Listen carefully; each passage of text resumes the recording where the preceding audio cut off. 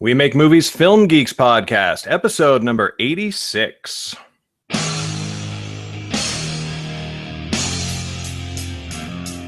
Welcome to the We Make Movies podcast, making the world a better place, one film at a time. And now, here are your hosts, two aspiring filmmakers, or as they're otherwise known, waiters, Garrett and Chad. Hello, everyone, and welcome to the We Make Movies Film Geeks podcast. It's all about how to get your movie made, how to get it seen by other people, and how to get it awesome. I'm your host, Garrett Robinson. With me, as always, faithful co-host Chad Kukahiko. Not with us, as always, faithful co-host Michelle Lucadou. A little less faithful today, but she was surprised with an impromptu last-minute trip to Hawaii. And you don't really say no when somebody offers you an impromptu last-minute trip to Hawaii. So nope. That's where she is today. But not if you're an intelligent person. Yes. But we're here, and we promise to be 50% more entertaining each to make up for Michelle, or at least to try and do that. How's it going, Chad? Good. But we have less boobs. We do have less boobs. We have less boobs. We still have boobs, but we don't have like boobs, BEWBS. So Could you milk me, fucker? What? That was a quote from Meet the Parents. That's awesome. Good times. Good times. As always, if you're watching this live, feel free to comment on the YouTube video. We will see your comments and we can answer them live on the air, or you can tweet us at #WeMakeMovies and we will respond live. But we start with general news, and Chad, you're up first. Yeah, so we if you were participating with us this whole month, you probably know that we were doing the WMMFest, We Make Movies Fest, our little mini film festival that we do every year. This is the third year we've done it within the Hollywood Fringe Festival, which is a theater festival, which just ended today, by the way. The closing night party is tonight at the Dragonfly. So if you are a fringer, definitely go there. You probably are. If you're a fringer, you probably already know that, and you're probably going to be there. Anyway, so just wanted to give a little bit of a recap. We screened 30 different shorts and sketches this year, which is a little bit more than we've done in the past. The past 2 years, we had slates to screen for Kickstarter, contributors. And both of those, so we would screen a bunch of the shows more than once, sometimes 3 times, but for the most part we would show them 2 times. This year we had a lot more submissions, and if you're unfamiliar with WMMFest, what it is it's the little mini film festival where We Make Movies people shows our stuff. It's not a festival that you can submit to. It's one that, you can submit to if you're a member of the community, but if you're not a member of our community, you can't really submit to it. But the good news is that it's completely free. We don't charge for any of the submissions. You have to pay a ticket to get into the festival just to help pay for the space and everything, but it's only $10. And if you're a member or regular, you can get it for cheap. But if you know that, then if you're one of those, you already know that. Anyway, it was really successful. This last show, really every single show was packed. And we had people standing at all 5 of the shows, but this last one, it was to the gills. It was really insane, and it was a lot of fun.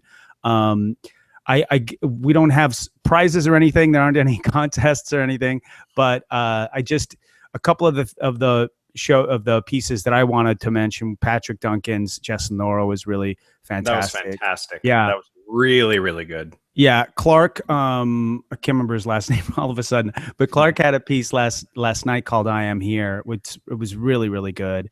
I was pleased with the response that Interrogation got. Jam, that's Brett Fleischer's piece. That was really good as well. So overall, it was a really good show. Get Spy is a really funny piece by David Beatty, and his whole cast was showing up. We showed 3 different episodes over 3 different nights, and that was a lot of fun and really good showing. So I got to see the first episode of that one, and that's available online, right? Is it out? Yes, it is available online. It's on YouTube, but it's always more fun to see stuff like that in a dark room with other people laughing along with you. But it was really, as the third installment of this little mini film festival, I was really pleased with it.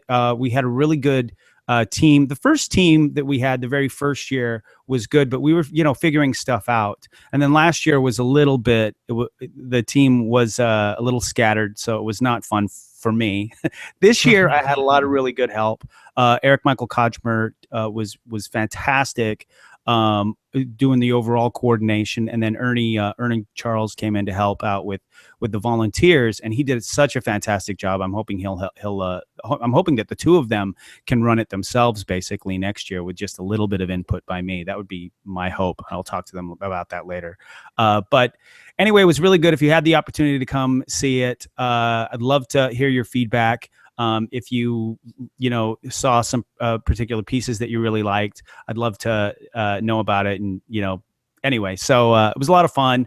I'm glad we did it. Glad it went so well, and that's all I have to say about it. Yeah, I wanted to go to more than I did. I was a selfish asshole and only went to my own screening, unfortunately. But I kept up with the tweets every time that there was, a new screening going on and everything like that. And just everybody had a really great time, from the filmmakers to the audience and everything like that. So it's definitely a thing that if you're in Los Angeles and if you want to be part of an awesome filmmaking community, and if you actually want to see what the community churns out, be there next year. That's totally awesome. And do you want to talk about good news on the well, yeah, actually, or do you want to save that? No, I just forgot. I'm glad you reminded me. Okay. As most of you know, 70% of everything that We Make Movies makes goes immediately into a rolling production fund. And at the moment, if you go to our site, the rolling production fund is at $567.35. I can't tell you the exact number right now, but that rolling production fund, as soon as we parse all the money coming in from WMMFest, is going to more than double. So I can't tell you the exact number, but it's good news, and we're going to be that much closer to the short film. We have right now, we've already voted. The members have voted about, I think it was in April, that the next piece that we're going to do is going to be a short film. So we're raising $5,000 to make a short film. So we're probably, although I don't want to break any news that is not current yet, but we're probably going to be getting submissions for short films relatively soon. And only if you are a member will you be able to submit. So if it doesn't happen in July, I guarantee you it's going to happen in August. So be a member in August, because only members are going to be able to, only members or regulars are going to be able to submit.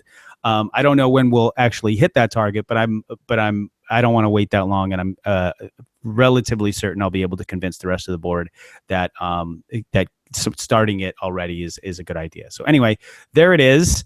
You heard it here first. Get your short films together and get ready to get $5,000 from the community to make that film. That's fantastic. Yeah. Awesome. We're going to start funding our movies. All right. Well, moving on from small independent film festivals and independent film production to about as big as it gets. An update on Jurassic World, which we touched on last week. It is still going very strong in the box office. As of today, it's earned more than $1.2 billion since opening 3 weeks ago. Yep. Right behind Furious 7's $1.5 billion and Age of Ultron's $1.4 billion, placing it at the 8th biggest worldwide release in history. Have you seen it yet, Jurassic World? I did. Okay. I got to see it last week. It's definitely not the original Jurassic Park. It just is not. And I think that most people who went to see it knew that it wasn't going to be. But it's so much better than Jurassic World 2 and 3, which I hated. You mean Jurassic Park 2 and 3? Sorry? You mean Jurassic Park. You said Jurassic World 2 and 3. Yes, exactly. It's so much better than the second and third movie, which I just strongly did not enjoy. That I don't think that it's too much of an overstatement to say that it saved the franchise, at least in a business sense. Like, let's face it, nothing was really happening on Jurassic Park at all for a long while. And then Jurassic World, and now obviously they're going to make some more of these. So in a business sense, at least, the franchise is back, which is like cool. I want my kids to grow up interested in dinosaurs, and if they like Jurassic World better than Jurassic Park because Blue is a velociraptor that exists and has a name, whatever. I don't want to talk bad about the movie, so we'll save the things that like I was not necessarily a super huge fan of. But as weird as it is, and as much as it goes contrary to how I generally feel about this subject, I feel like Hollywood's getting better at rebooting things. I mean, after Mad Max this year, which was another franchise that like I don't know that anybody was expecting a return of that franchise, and I think that, well, I know that a lot of people were extremely were looking very much forward to trashing that movie when it came out, and yet it's a huge critical success and a very, very solid box office success. And while Jurassic World deservedly does not get the critical acclaim, it's doing really, really well at the box, and it was fun. You know, it was something that I could enjoy. So it's not the most glowing praise in the world, but if all franchise reboots are like Jurassic World, I will complain about them less. There's my opinion on Jurassic World in a sentence. You, as much as you probably thought that was scathing, it was actually high praise compared to my opinion of the film. I really did not enjoy it. Yeah. I mean, but did you like it more or less than 2 and 3? I did not bother to waste my time on 3. Okay. But 2, I don't know. To me, it was kind of comparable. I found it to be pretty sexist, and, you know, I just really hated the storyline with there wasn't much of the dialogue that didn't make me wince. You know what I mean? Like the majority of the dialogue really made me wince and roll my eyes. And I was just like, oh man, this is lowest common denominator. I was not a fan of it. Yeah. They definitely didn't do the thing of trying to strike the balance between lowest common denominator and still like a really good film. They were just like, they weren't as bad as Michael Bay. Like, I wouldn't say they're not a Transformers. Oh, no. Yeah, no, but that's a world unto itself. Yeah. You know? I mean, I actually wanted to, my girlfriend and I both wanted to go see the most recent Transformers in the theater just because we thought it would be a good laugh. Yeah. And it was. I mean, it was pretty hilarious. Yeah. In the way that it was just unabashedly commercial. Like there was a Bud Light commercial in the middle. And to that, I actually, believe it or not, enjoyed myself more because I actually knew what I was getting into, I think. Right. You were going in with the expectation. Exactly. I was expecting something a bit more intelligent, even just a teeny tiny bit less. I mean, not more intelligent, just less unintelligent, you know? Yeah. You know what I mean? And just the straight up, you know, anyway, it's clearly doing really well in the box office, which is, in my opinion, a shame, but it is what it is. So anyway, I'm going to go ahead and move on if that's all right. Yeah, do it. Tell us about Nerdist. And again, don't forget, guys, if you want to comment, if you comment on the YouTube page, we will see it. Hopefully we will see it. Sometimes it bugs a little bit, but and then we will be able to comment on it as well and show your comment and show your little whatever your handle is on YouTube. But anyway, go ahead and do that if you're there. So yet another player has entered the field of online video content distribution, not just online, but also film distribution. Nerdist Industries, which is the company that's grown up around Chris Hardwick's Nerdist podcast, is now in the film distribution business. They're going to be premiering what is actually apparently their second film, feature film that they've distributed. Apparently back in 2013, they distributed a film called Zero Charisma, the story of which sounds really fun. It's like a couple of people who play D&D together who get into a fight or whatever. It sounds pretty interesting, believe it or not. They distributed that back in 2013, and so apparently they're doing it again. 2015, they're going to be premiering The Hive at Comic-Con. I guess Comic-Con's only in a couple weeks, right? And then in the fall, they're going to be doing a limited theatrical run with a simultaneous online VOD release. And what's really interesting to me is how as much as the theaters hate that kind of that form of distribution, it's pretty funny to me how common it has become, especially with indie films and films that have sort of a built-in audience already. In fact, it's really interesting how little news it's whenever people are doing it, how little it is even newsworthy. So Yeah.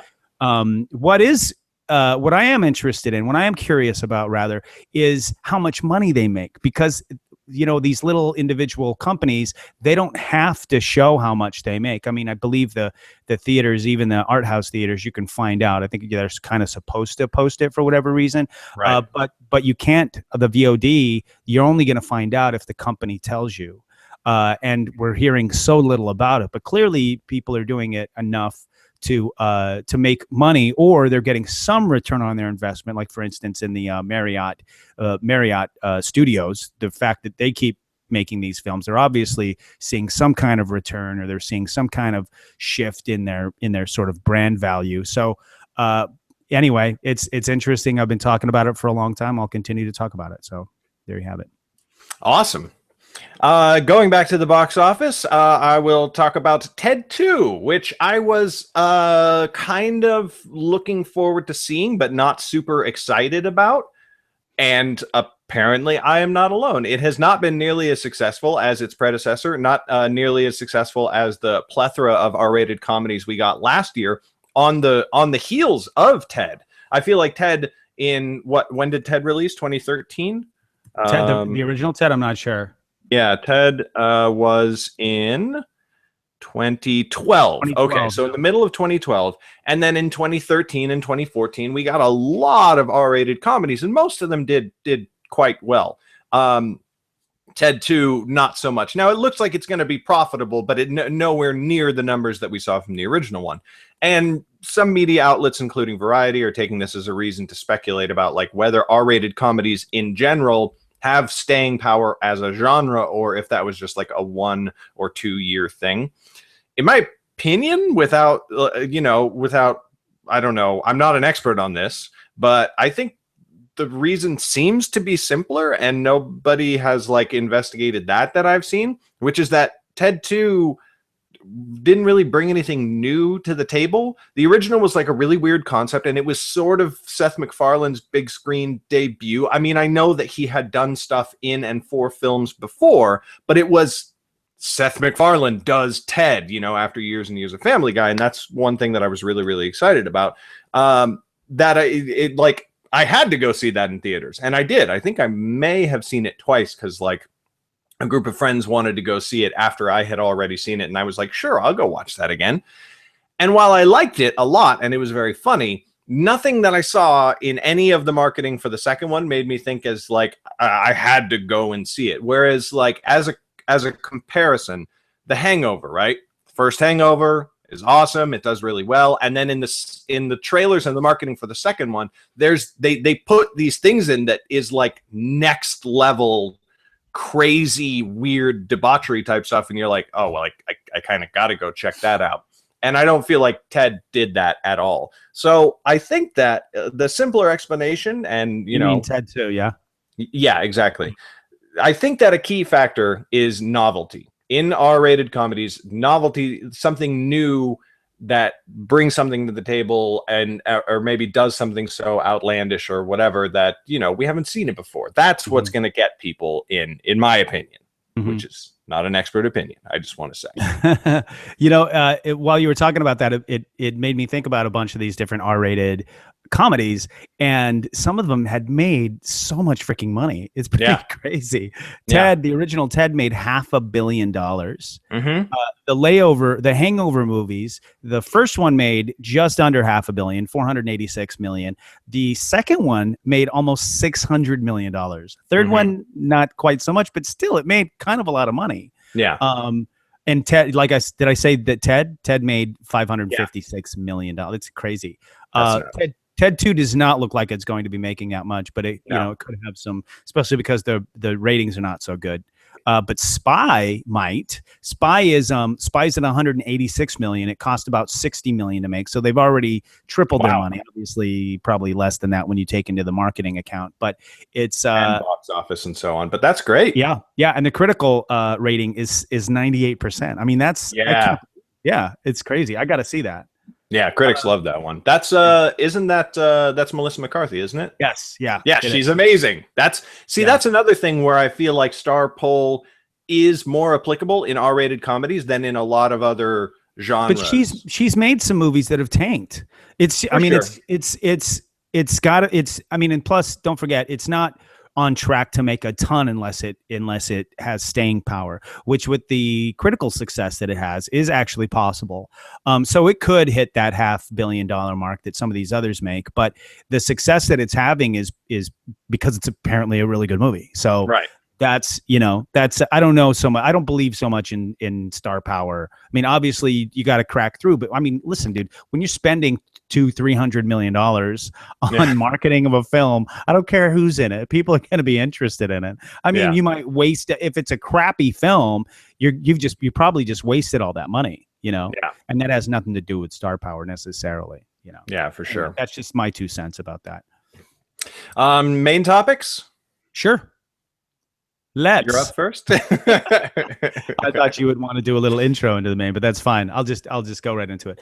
So, I'm thinking about like us giving us each sort of names that describe what we're interested in. I'm obviously interested in the future. I'm always interested in the future and predicting what's going to happen in the future, and not just in film, but also in where we make movies. The organization's called We Make Movies, and yes, this is Film Geeks, but we've always tackled a bunch of different type of stuff, and new media and new ways of consuming media has always been a big interest of mine. So anyway, so I'm thinking about changing my title to Future Chad or something like that. I don't know. Futurist Chad. I don't know. And then all of us should have names. I just watched Ray Kurzweil, but anyway, that guy's a trip. As regular listeners of the show probably already know, though, I make my living in the advertising world, and though strategy isn't like what I do on a daily basis at my actual job, I am surrounded by strategy guys. One of my best friends here at the office is the strategy guy here, and so I'm really fascinated by the world of consumers and consumer behavior, and I'm obviously particularly interested in the way that people consume media, as I was just saying, and in the different ways that media is funded. And one of the most interesting things to me in the world of business advancements is that not all innovations are technological in nature. I mean, sure, most of the most effective advancements in the past several years, vis-a-vis, the collective consumption, or you know what I'm talking about. These have all been centered. Each of these have all been centered around a piece of tech, like some kind of app or a site or piece of software or something like that. But the technology to create these things, like Uber, Airbnb, etc., these have all been around. The technology's been around for a long time. It's just the way that people are using it to what it is they'll see this potential demand, and then they develop something that with the exact sort of elements that actually go the next step to create that demand with technologies that have already been existing. And that is really, really fascinating to me. Now, this is the important part. Many of these apps, many of these companies were not meeting a demand that already existed. What they did is they saw a demand that was a potential demand, and then they created it. That's the interesting thing. I mean, think about Starbucks. Before they were on every single street corner in America, people were already drinking coffee. We already had plenty of coffee shops, but then they just started to explode. They started to appear all over the place. And what it was, I actually was listening to an NPR report, and they were interviewing some of the people who were there during the early years. And what they were saying was that they realized they were not selling coffee. They were actually selling space, that people they saw needed this sort of other space to go to, something that wasn't their house, but it wasn't a restaurant and it wasn't a bar, so they could just go and hang out, meet with people, do work, whatever, just hang out, read a book. That's what they saw this potential demand for that. And then they created it. And then they were rushing to expand as quickly as they possibly could, because they thought that it was something that other people were saying too. And they were like, oh man, well, we got to fill up this marketplace before anyone else realizes. But what they didn't realize is that no one else really kind of figured it out. Everybody else was late to the party. Same thing happened with the iPod. I mean, just imagine for a second the way you used to consume music before the iPod. and the way we used to consume movies before Netflix, and how we used to stay in touch with our friends and our family before Facebook. I mean, these advancements, the majority of them have happened just in like the past decade or so, and yet they've changed the way that we communicate, the way we buy books, the way we buy things. They've just about every facet of our life, of our everyday lives, of our everyday behavior has been profoundly changed. And that this amount of change just seems to be accelerating. I mean, you see what people think is fatigue all over the place. Well, I don't, what's next? I have to sign up for a new, I'm hearing it all the time. Yeah. And yet when something cool happens, people are like, ooh, what's this Periscope? This is amazing. Exactly. And each of these developments, I mean, that's why I was talking a little bit about, Ray Kurzweil. And if you haven't had the opportunity to see the documentary about him, which is called Transcendent Man, I have to admit, I haven't actually seen it, but I've seen a bunch of other stuff, and I saw the trailer, and I've watched him give TED Talks and stuff like that. I definitely want to check out the thing, but check it out, do some research on the guy, look up just his Wikipedia page and see all the things that he thinks are going to happen within the next 30, 40 years. And the sort of the basis behind his overall point, like he's been studying trends, he's been studying these technological advancements. I just watched his one of his TED Talks, which is pretty funny because it's kind of old, and he says by 2010 we're going to have computers are going to be so small that you're not going to need them. They're going to be like embedded on. Maybe he misspoke. Maybe he meant 2020 or something. But it was like 2015. I still have a computer. So, but a lot of what he says has sort of come true in a lot of ways. And maybe if it's off by even 10 years, it's still a big deal, because what he predicts is, if you've ever heard of Moore's Law is basically that processor size, hardware, hard drives, etc. They're able to go twice as fast, hold twice as much, and be and at half the price every year to 6 months. So it just, when that kind of thing doubles, you get this exponential growth. And so that is Moore's Law. Now, what he says is that Moore's Law is just one small part of it's really insane hearing him talk, because it's like he talks about it as if it's sort of something that has nothing to do with human beings, that human beings are just part of this, that human nature, that not human nature, rather nature itself is kind of pushing towards this exponential technological growth. And first of all, that's a fascinating idea. But second of all, to think of us being on the verge of this, this elbow of the exponential growth means that, if he's at all correct, that within the next 100 years, things are going to be so different, so unbelievable, that our world is just we're not going to even be able to conceive the world in which our grandchildren are going to grow up in. And I know that's a bit of a stretch, but I'm a bit of a skeptic, so I don't necessarily believe. I think as a writer, it's really interesting, and I want to kind of come up with stories that live in a world like that. But I'm a little bit more skeptical in terms of everyday life. But regardless, you cannot deny how quickly technology is growing, and how quickly new forms of media and new ways to consume media are growing. And it really behooves us all as people in this world, content creators, to actually give it a thought and think about it, so that when the next, Vine comes around and you want to be, if your particular desire is to be a star of sorts, then you want to be on top of that next bit of technology. If something has just come out and you're on top of it, then your odds of blowing up go up substantially. So anyway, that's a long way to say, this sounds like it's sort of ephemeral stuff. And it's stuff that doesn't really have anything to do with what we do every day. But all I would say is that it kind of does. And everybody, if you're a content creator, you really need to be a little bit of a futurist at this day and age. Yeah, for sure.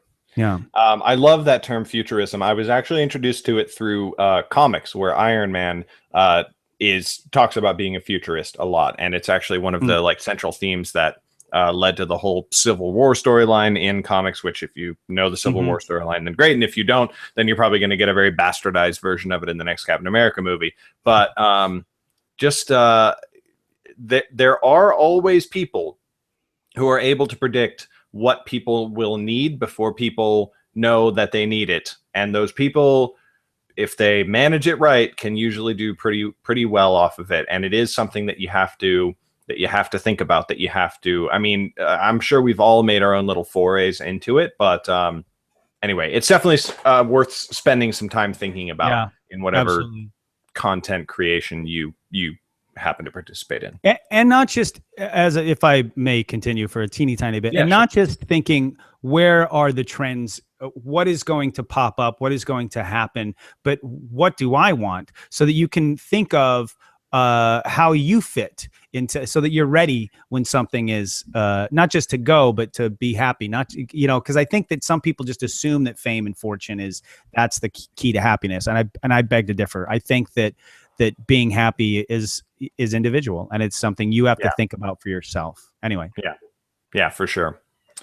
All right, I will move on to my main topic. You might not have heard about this one. This one was pretty low on the radar, but this week the Supreme Court of the United States legalized same-sex marriage across the entire country. What? Yeah, tiny little news story, completely flew completely under the radar. No, obviously this was a huge landmark victory for the gay rights movement and the LGBTQ community in general. And while it's very, very true that we have a long way to go, there's all kinds of things, like there's still 29 states in this country where you can legally be fired just for being gay and for no other reason.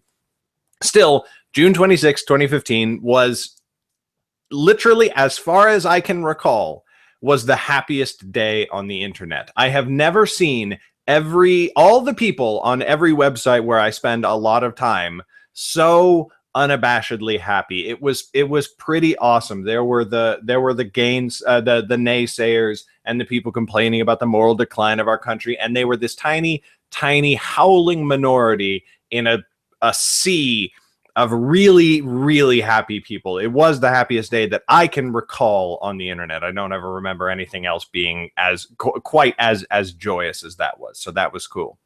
Yeah. Sorry. Yeah. No, I was just saying that it was a really good week for the Supreme Court, because a day before the last ACA attack went under, and it's hilarious that the gay marriage thing came the very next day, because then it was boom. It was like that ACA threat never even happened. Right. Yeah. It was. They had a good week. Yes. But the reason I'm bringing it up on the film podcast is because I do think it's important to recognize the impact that new media is having on big sweeping social change like this, whether it's YouTubers or indie online web series or independent film. The world is currently telling more stories than it ever has to bigger audiences. I mean, human society, to one degree or another, has always been dominated by narrative. In the past, history was always the narrative of the person who won, and just narrative was everything. Narrative was patriotism, and it was why so many wars happened, were because of narratives that leaders managed to sell to their people. And now we aren't ruled by the narrative of one person or a few people in power, but we have access to the narratives of everyone in the world who can find their voice and put it out there, whether it's trans activists in Africa or Bree Newsom, the woman who removed the Confederate flag off of that flagpole in South Carolina. You might have heard about that story. Whatever happened to that? Is she still in jail? No. Well, I don't know if she is physically still in jail, but Michael Moore actually just paid her bail. He was just like, I'm paying it. Yeah. Wow. So that's cool. I mean, good for him, Yeah. Yay. So change is coming faster and faster, and it's been advancing, and it's been accelerating. And part of the reason that is true is because communication across the planet is tighter and tighter. When someone seeks to oppress a minority group or individuals within that group, they can't do it in secret anymore. Where there's a real actual problem, it doesn't go unnoticed. It's written about, it's blogged about, it's vlogged about, it's frequently filmed and live streamed to the internet while it's happening. It's talked about on podcasts like this one, and then it's fact checked by everyone on the internet who wants to fact check it, and groups of trolled. Yeah, well, and trolled, but you got to take the bad with the good. There's always that one drunk guy in the back of the town hall going, "I hate all you fuckers." Yes. So, or tens of thousands in this case, but yes. Yeah, exactly. But groups of activists can form online and push for change without any of the members of the group ever meeting in person. You can start an online petition and run a Facebook campaign to get it enough signatures that the White House will address it. Some people do that as a joke, like the guy who started a petition for America to build a Death Star. He got enough signatures that the White House had to respond to it per their own policy, and the response was amazing. Google that story if you haven't already read it. But give me the link afterwards, and I'll put it in the show notes too. I'll try and find it. See that. Not all things are awesome and wonderful in this world, but they are getting better, and it is really, really hard to see that sometimes, especially if you are one of the people kind of in the shit, so to speak, to use that old military term. But yeah, got that from my dad. But it's true that things are improving, and they are improving because of active, interested people who are getting together online and off, and they're actually pushing for real major change. Like, online activism isn't slacktivism. Slacktivism is its own thing, which happens both online and off, but online activism can't be written off anymore. It just can't, and it leads to real major change like what we saw in America this week. So well done to those people. And to us, because we are those people. Such a sort of positive show today. I know, we're so happy. Very future oriented. But I mean, it's when you have a really good week like, well, United States frankly had this week. I guess it's kind of, but I wasn't thinking, I mean, that's what's interesting is my stuff was less thinking about, it is less optimistic than yours. But if you think about, man, what Kurzweil says, I mean, in essence, and I don't know if our listeners have ever not heard this, but he basically thinks people are going to be immortal by 2040.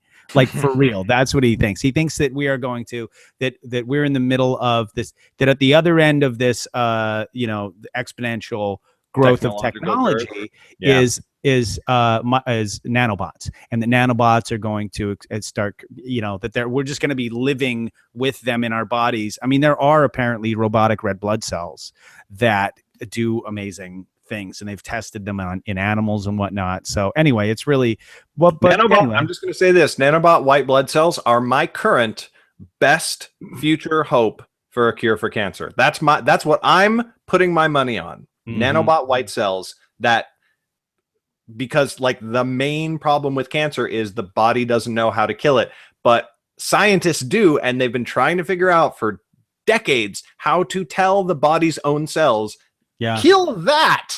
And once you can literally tell a robot to do it, I'm very excited about it. Apparently, according to the Kurzweil, we are moments away from that.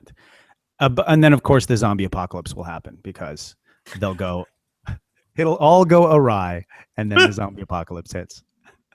See, that's the thing, is I've always thought, I was talking to Kendall about it earlier today, and I think the zombie apocalypse will come not because of some weird virus that brings you back from the dead per se. I think it's going to come from nanobots. They're going to basically take over dead bodies, and then they're going to be like, must spread nanobots into other bodies, and that's what they do. So if you're dead before they get a chance to spread through your body, you're just going to be dead. But if you're dead from another zombie filled with nanobots, and it gets into your blood. When it comes to nanobots, there are two types of people.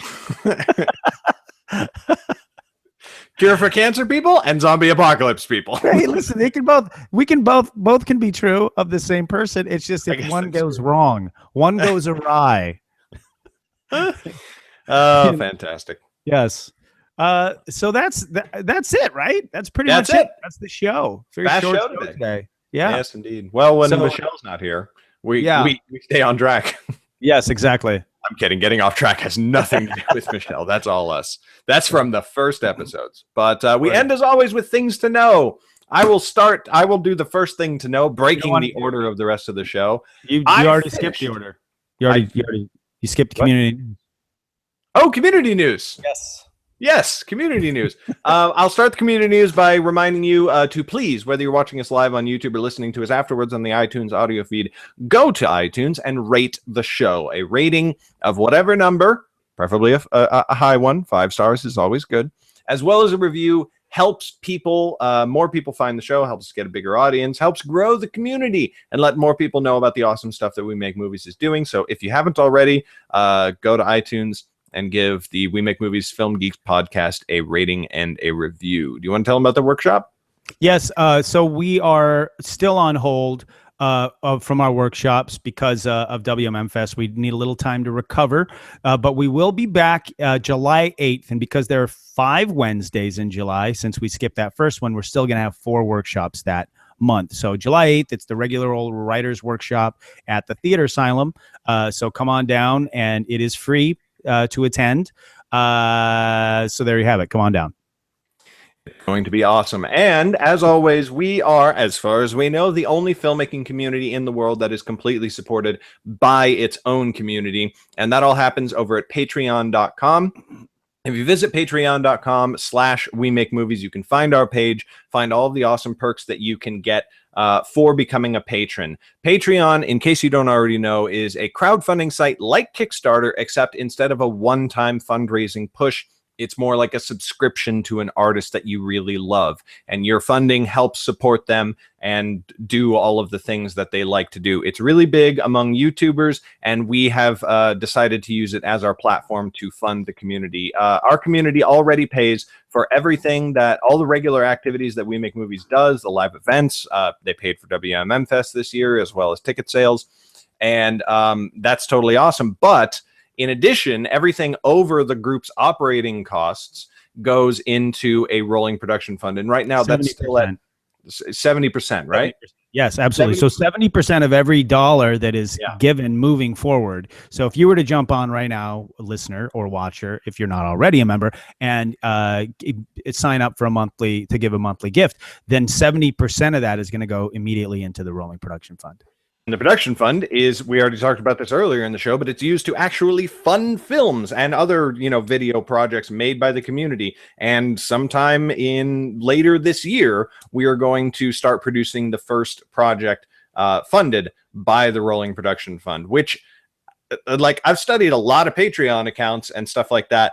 For any Patreon page, group, or community or whatever to get that to get that far in their first year is pretty epic. So definitely go check it out at patreon.com/WeMakeMovies. There's a really cool video explaining how the whole thing works, which we got to see at the WMMFest screenings. It's awesome. So go check it out. Yes. And then we will go on to our things to know. Aha! Now that we've done that, I finished the 3rd book in the Nightblade series that of my books, my big book series. Yay! I'm editing it right now. I finished the first draft actually more than a week ago, but we didn't do a show last week. It's hopefully good. People are beta reading it right now. I have beta readers chunking away at the chapters. So that's all pretty exciting. It will be releasing sometime in July, sorry. And I'm going to VidCon again this year. Got my ticket, ready to go. It's on July 23rd or something like that. So obviously on that weekend, it's the weekend of, we won't be having a show that weekend, unless you and Michelle do a show. But it's, July 23rd through the 25th. So we have a lot of cons coming up this month. We got Comic-Con and then VidCon right after it, huh? Yeah. I'm not going to Comic-Con, but I'm definitely going to VidCon. That was my first con ever, and out of everything that I've gone to since, it's still pretty much the best. It's freaking awesome. Wait. But if it was the first ever, then that means it was the only. No. I've been to other conventions since then. Okay. Been to Comikaze, been to what's it called? BentCon, bunch of different conventions. Okay. But VidCon, freaking awesome. If you like YouTube creators, it's an awesome place to go. And if you happen to want to meet me, I will be there. I will not be doing a panel or anything like that, but I will let you buy me a beer if you go to VidCon. Yeah. Nice of you. So my thing to know is, first off, in light of the awesome week that we had, I saw the Netflix show Sense8, and I've heard some so-so things about it, but I actually really liked it, and I thought that it was really it was really interesting. Like, there's a transgender character. One of the main characters is transgender. The other, there's another guy who's actually a closeted gay guy, and so it's hard to explain. It's the Wachowski siblings, so it's a little out there in that sort of Cloud Atlas style. It's not crappy, I don't think, at least in my opinion, like that film was that they did. Yes, Jupiter's Ending was pretty crapulent, but it is really good. It's really interesting, and if you like to have your sort of your horizons expanded, I highly suggest you check it out. I'm excited to see if they're going to have a second season. I watched it in 3 days. I was pretty riveted with it. So check that out. Also, True Detective. I was reading some not good reviews of it, but then I finally saw it. I was like kind of scared to watch it because of the bad reviews that I saw, or rather lukewarm reviews, and I loved it. I honestly loved it. So check that out. Check out Sense8 on Netflix. Check out it, and probably tonight's going to be the second episode of True Detective. So check those out. And also, please, I'm not going to see you guys, I don't think, until after the 4th of July. So have a happy and safe 4th of July. Yes, indeed. And with that, I will bring this episode of the We Make Movies Film Geeks podcast to a close. Thank you so much to our live watchers. We would love it if you comment next time, but it was good to see that you were there and watching us. It's always good to hang out with you guys. Thanks for watching. I'm Garrett Robinson. You can find me at garrettbrobinson.com. Chad can be found online at superfreako.com. And we'll catch you next week, everybody. Goodbye.